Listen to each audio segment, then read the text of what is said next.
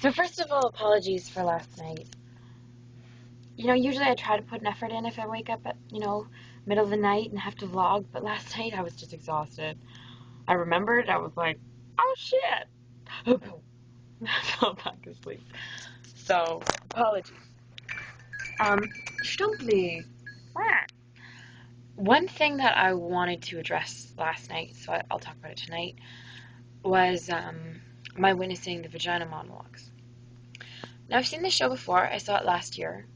And it's a very visceral show in many senses of the word.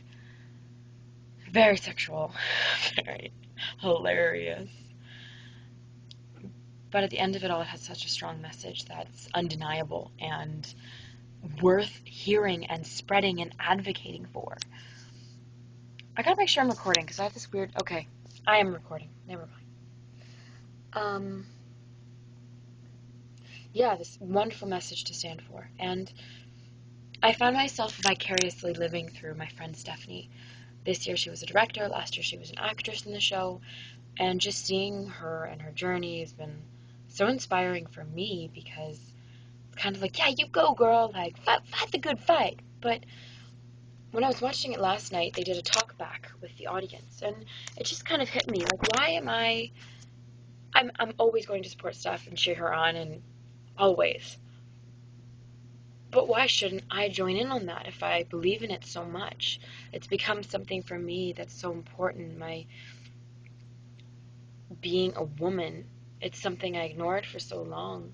I don't know if ignored is the word, but I never really accepted or faced the fact that I was a woman.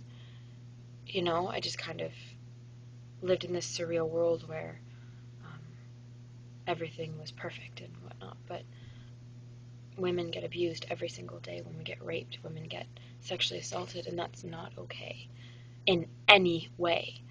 And yet it's still happening in insurmountable numbers.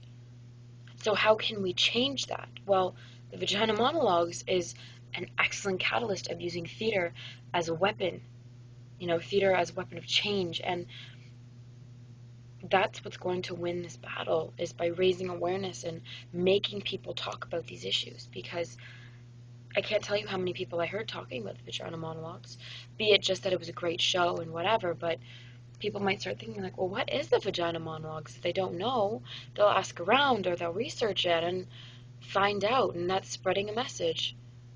And girls coming out to audition for the show because they know the message and having that experience for themselves is just incredible.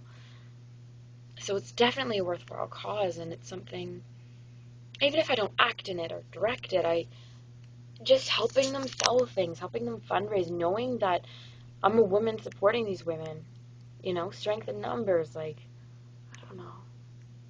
And I went with my friend Dan, and it was nice because they were very, in the talk back, they kept saying, like, thank you to all the men out here, like, you guys are awesome. And it was just kind of like, in my head, I was like, well, what's the big deal if guys come? Like, who cares? Of course they're going to come. But when you have a show with vagina in the name, it's slightly intimidating to those without one, I'm sure.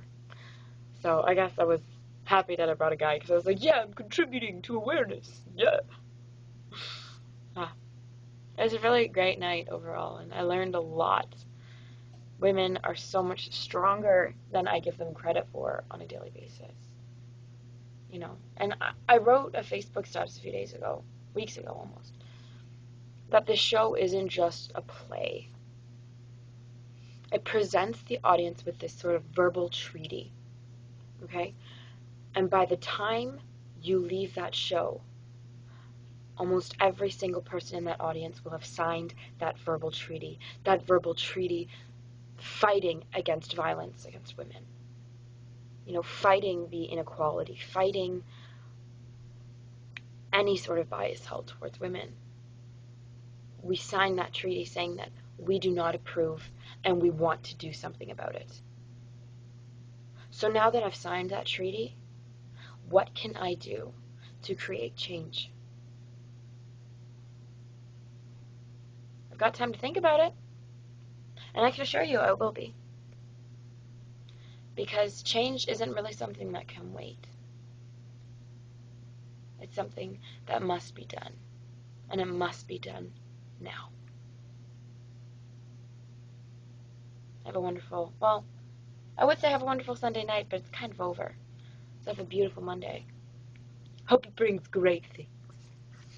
I'll talk to you tomorrow.